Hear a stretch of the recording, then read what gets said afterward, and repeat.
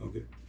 Kwe, wala liyoka, gichka, andal jiksedu yok, meske mugisma widauk, die treaty day, kadua, limchi sagamawach, gepnach, sagamach, kisugu, jilideach. Ach, nespurud limki, kabel nolach, adlasiewe, jilideach. Greetings to all, Mi'kmaq, our elders, Geptins, chiefs, of course, our Lieutenant Governor Arthur LeBlanc and his beautiful wife Patsy, of course Premier Stephen McNeil and all the premiers of Atlantic Canada, all the federal and provincial dignitaries and other visitors that we know in the land of Mi'kmaq. I want to acknowledge our friends and allies.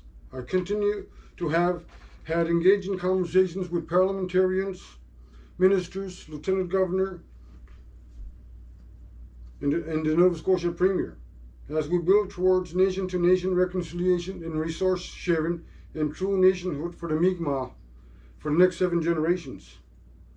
It is an honor to be here with you to help celebrate Treaty Day.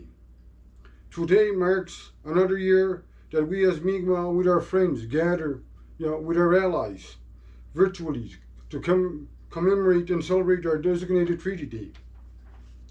As Kji Keptin of the Santo Moyomi of the Mi'kmaq Nation, my responsibility is to remind everyone that Treaty Day is not just another Maui Donk or a cultural gathering, and it should never be treated as such.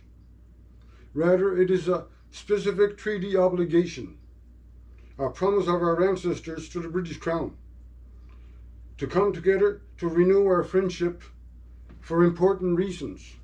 We must never forget that the treaties that our ancestors signed, negotiated, are their gift to us and our future generations. Treaty Day is a promise our ancestors made to come to Halifax to renew our treaties. Our ancestors' promises carry with the most sacred and highest obligations of our constitutional rights. This date and place is the legacy written into the renewal of the Treaty of 1752. My message today affirms our relations in this extraordinary time of a pandemic, and to remind everyone of the collective responsibilities as treaty holders and treaty allies. I have 4 topics I want to address: the need for national solidarity during the pandemic, the need for better public understanding of the treaties, rising up together against systemic racism, and the need for a treaty-based Mi'kmaq fishing authority. We need national solidarity in this time of pandemic. We are facing extraordinary challenges. I am encouraged by our chiefs and councils and our families who have wisely prevented the spread of the virus to our communities. They have done the right things for our family, not easy or convenient. I thank them for their efforts. I ask them to keep up the good work, but the hard times are not yet over. I also want to take this opportunity to thank frontline workers, essential workers, all the Atlantic premiers in the Atlantic bubble. It is very important that we fight together to save many lives. I also want to convey our deepest condolences to any family that had lost a loved one during this time. I know that we will get through this pandemic like we've done throughout our history, together, looking out for one another. The uncertain situation requires special attention to those in need, to continue to open our hearts to love, empathy, integrity, and honesty, the currency of Mi'kmaq values. To resolve these challenges and make our lives better, we need the cooperation of all Mi'kmaq.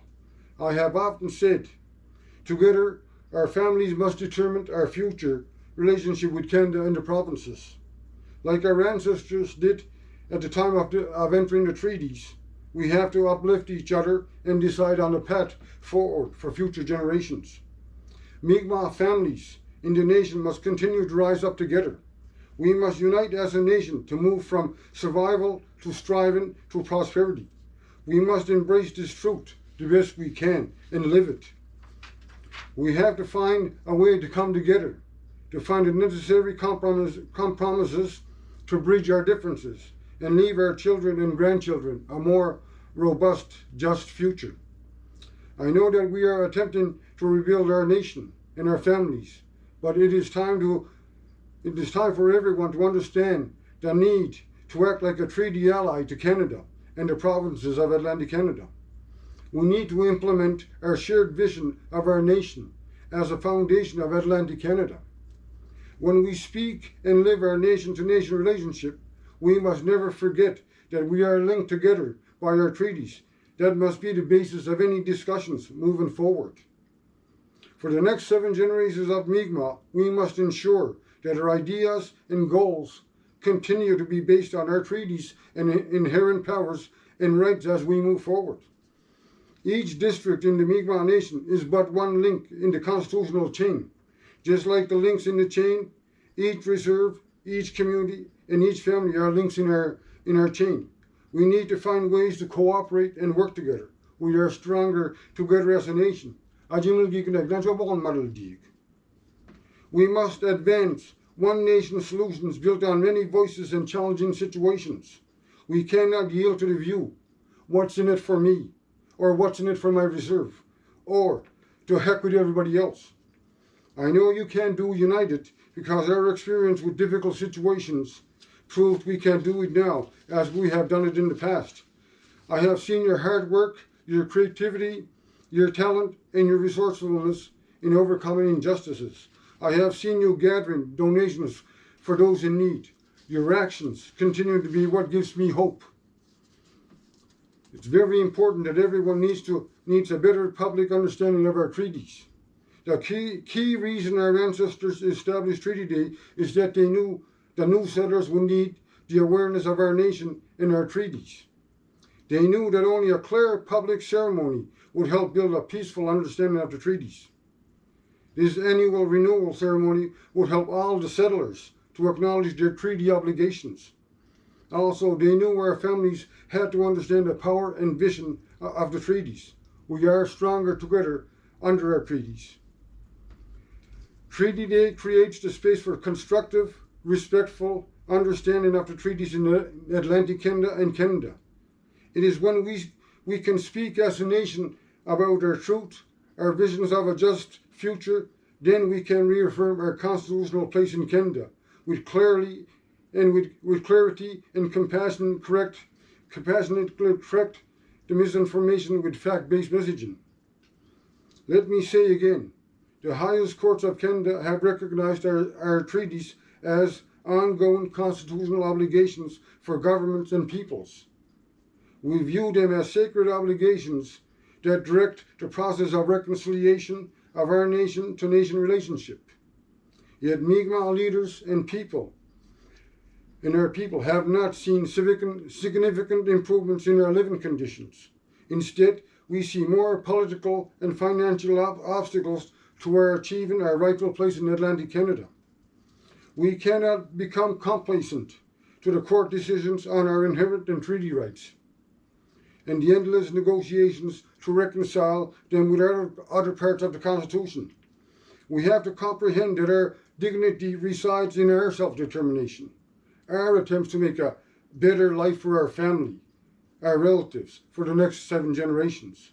These attempts require unity, focus, and engagement. They inform each other and make our treaties a living constitutional right into a living prophecy. Rise up together against racism. We have all lived with systemic racism. We understand it. We have experienced it. The Donald Marshall Inquiry explained its operation in the criminal law system. These injustices are not new to us, but no generation has been in a better position to remedy this injustice. We need to continue to rise up together against all forms of the systemic racism, systemic injustice, and discrimination. Systemic racism cannot be used to prevent the exercise of our constitutional rights against the government and its settlers. We continue to face systemic racism for who we are and our identity. At every step toward our achieving economic and food security under our constitutional rights, we have encountered multiple forms of racism and denial of our treaty rights. Whenever we exercise our constitutional rights, we are facing the rumbling of the racism and violent backlashes. These recent events are not some random events to be dismissed. These events are a continuation of centuries of unaddressed prejudice and inequalities that we have struggled with. They reflect the structural barriers that prevent us from benefiting from our hard work and self-determination. It makes our path forward toward economic equality more complicated, longer, and more difficult. I want to acknowledge the supportive statement of Minister of Fishery Jordan and Minister of Indigenous Affairs Bennett that affirm our constitutionally protected treaty rights to fish. They rejected various unacceptable threats, intimidation, and vandalism of Nova Scotia fishers. These actions clearly endanger the safety and the lives of our families. I also want to acknowledge the supportive statement of Premier McNeil. He has continually supported our treaty rights, introduced treaty rights to his cabinet, and remarkably established a treaty education process in the schools. His leadership will be clearly missed. We congratulate Canada in the throne speech for acknowledging and addressing making progress on reconciliation with Indigenous peoples and on fighting systemic racism. In particular, Canada promises to reform police services and the criminal justice system of Indigenous peoples. However, the government cannot dismantle systematic racism without the sustained efforts of the public and private sectors and unions. Our treaties alone, they won't lessen the systemic racism or alleviate poverty or ensure justice. They won't wipe away every instance of discrimination. Those things are up to us. The decisions and choices we make, it requires speaking out and organizing until our rights and values are fully reflected in law and policies in our communities in Atlantic Canada. These are uncomfortable issues for Atlantic Canadians. Issues they have dodged for generations. Atlantic Canadians have long denied the treaties and their obligations, but they no longer have that privilege. To lessen the existing racism, the provincial education system has to continue to explain the meaning of the treaties in their education systems, and in their laws and policies, and in their economic and political systems. The Grand Council supports the establishment of a Mi'kmaq Language Act. As the Federal Indigenous Language Act stated, the Mi'kmaq language is part of our constitutional rights. This recognition of our language is the core of reconciliation and fundamental to shaping Atlantic Canada. Only through multi-level political actions throughout Atlantic Canada can our constitutional rights allow Mi'kmaq to rise together. I believe in you. I believe in our knowledge, in our language, our heritage, our traditions, and of course our values. You are the only real check on bad laws and policies, abuses of power and poverty. I know that your actions can lead us in the right direction. For those of you who feel invisible, please know that your story matters. Your ideas matter. Your experiences matter. Your vision for what our world can and should be matters. So don't ever let anyone tell you that you're too angry or prevent your thoughts from being heard. If you listen to them, then nothing will ever change. It's up to you to stand peacefully with dignity and purpose in the struggle for justice. If you hold firm with the same hope and faith that carried our ancestors before you toward real measurable progress, we will create a just future. Being strong together starts when change always begins in our own homes, within our own families, in our social circles, in our own neighborhoods, at your dinner tables, at sporting events. It is up to us to become stronger together with commitment, organization, and mobilization, with visions and policies. Do not let people tell you that commitment and political action is not worth it, because you will not get everything you want. We must see past our grievances, indifferences, ambitions, and our gains. We must look to the future for the next generation. We must recreate the balance in Atlantic Canada. Together we can make life better. We can make a change happen. We can make hope happen. Better is worth the struggle. That is what this moment is all about. This is the legacy of our treaties. We need a treaty-based Mi'kmaq fishing authority. Canada continues to stress that our treaty rights, reconciliation with other constitutional power is a Canadian imperative and the path forward to a productive and orderly fishery. Canada has to modernise the Fishery Act. Canada has to ensure that our various constitutional rights are protected in a modernised Fishery Act. The modernised Fishery Act has to be consistent with our treaty right to be valid. As Grand Captain, I would like to share with you a bold idea, maybe more of a vision. First, it starts with the notion that we are in this situation together. Despite our long and complicated history, the Mi'kmaq Nation occupies and seeks a livelihood in the vast territory of Mi'kma'ki that forms Atlantic Canada and its waters. We live in the waters, we live in all of the waters of the provinces of Atlantic Canada, not just one province. We must be prepared to move forward together. If we don't cooperate, or if we don't create a plan, we are left to bicker at each other and the governments, and our children will be left to deal with this in the future. Our elected chiefs and councils have done a remarkable job maximizing the Federal Indian Act for the benefits of the Mi'kmaq. But the Indian Act will not permit greater self-determination. The treaties affirm everything for Mi'kmaq. It has not allowed every Mi'kmaq family to rise up together. Controversies exist about how best to ensure fair treatment and genuine equality and opportunity for every Mi'kmaq. There is a lot of work to do.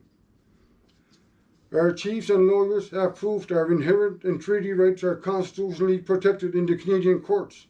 However, most Mi'kmaq families are still living in the chains of Canada's Indian Act's colonial laws, the Fishery Act, and systemic racism. Recent protest events and tensions surrounding the treaty rights have demonstrated that we need to negotiate a reconciliation under our constitutional right. We need to establish a treaty-based Mi'kmaq fishery with Canada in Atlantic Canada. Under the Constitution of Canada, all federal and provincial legislation and policies has to be consistent with our treaties and our reserved inherent powers and rights. But DFO legislation demonstrates what happens when Mi'kmaq are not part of the solution. These laws are not consistent with a shared understanding of the treaties. The existing legislation and policy of fisheries have failed to recognize and implement the Mi'kmaq constitutional rights. This lack of addressing and implementation of our treaty rights is an ongoing breach of the honour of the Crown. First of all, the Mi'kmaq treaties negotiated with our ancestors have ensured that our ancestral right to fish according to Mi'kmaq law, especially our law of Nedugalimk, is very important. In the treaties of 1726, the British sovereign promised that his subjects shall not molest the Mi'kmaq in their hunting and fishing or any other lawful occasion. Each following treaties promised the settlers and their governments would not interfere with our hunting and fishing rights established under the Mi'kmaq law. Second, the treaties have established different commercial rights. Each right is a constitutional right that has to be respected by Canada and all the provinces of Atlantic Canada. In the treaties of 1752 that renewed the obligations of the 1726 treaties, it affirmed the non-interference with our fishing rights. King George II promised the Mi'kmaq will continue to have free liberty to hunt and fish and sell them under the best advantage. The best advantage standard is a distinct commercial right.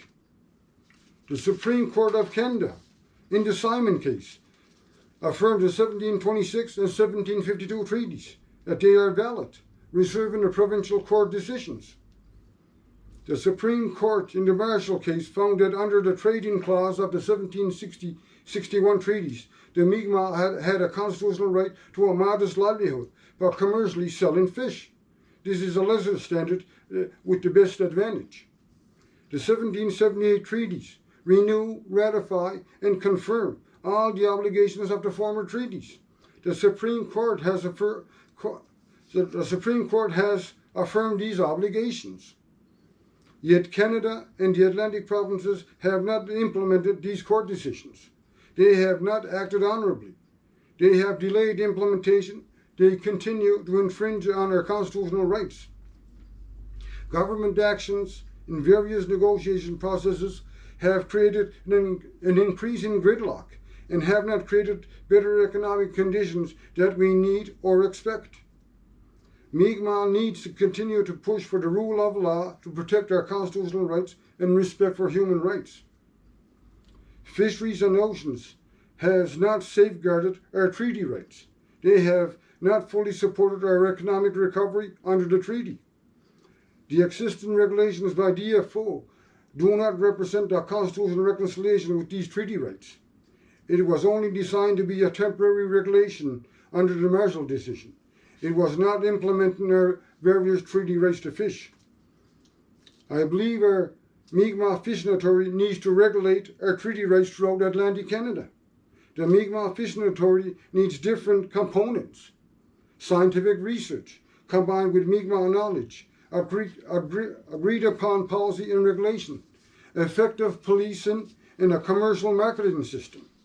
A treaty-based Mi'kmaq Fishing Authority would be similar to provincial governments that enact provincial fisheries legislation, license the fisheries, and administer protecting these regulations.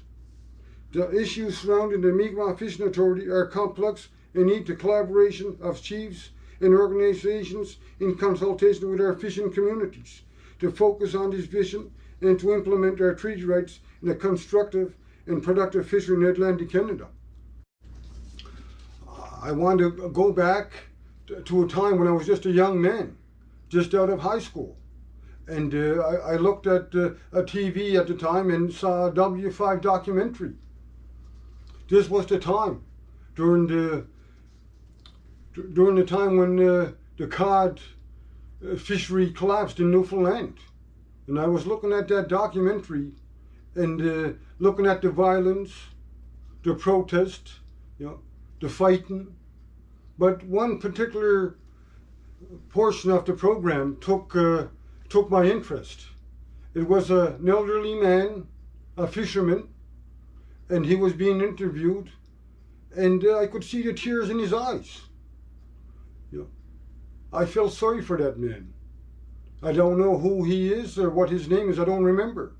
All I do remember is the fact that he said that they had just completely wiped out the cod in Newfoundland, all of them. And I felt sorry for him.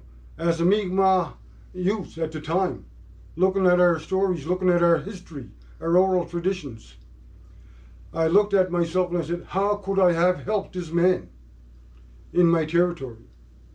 It was very important that I look at our treaties and our obligations. One of our most sacred obligations is to protect our settlers. Now, that's the important part, because we also have to protect you from yourselves. Conservation is just a word to you. Nedugalink is our value. It's very, very important that we look at each other together. What is this fishery going to look like 30 years from now? How much money does a fisherman have to make when you look at the norm or the standards in Atlantic Canada? How much money do corporations have to make for them to be able to live peacefully? It's very important that we come together, Atlantic Canadians and Mi'kmaq, to make sure that our fishery is not destroyed. I conclude with an aspiration that all Treaty Day celebrations should include all friends, allies, partners of the treaties: Nova Scotia, New Brunswick, Prince Edward Island, Quebec, and Newfoundland, the lieutenant governors of these provinces, the premiers, The Governor General should be here. This should be one day of the year that the Prime Minister should be here. You know, it's very important they participate because treaties are an enduring treaty confederation upon which Atlantic Canada is built. You know, we have to remain Mi'kmaq strong. We are stronger together as a nation under our treaties. I want you to be safe and prosper. But ajamigwi mundo, kenuguginu, mawidanich. Illugodabunis, Goidanuda, Illugodaikan. One Jibaltul dinich, one Quaitadul dinich, one Nisamtul dinich. Amuja mawidaik, Nigi, Walalioch, Adliach.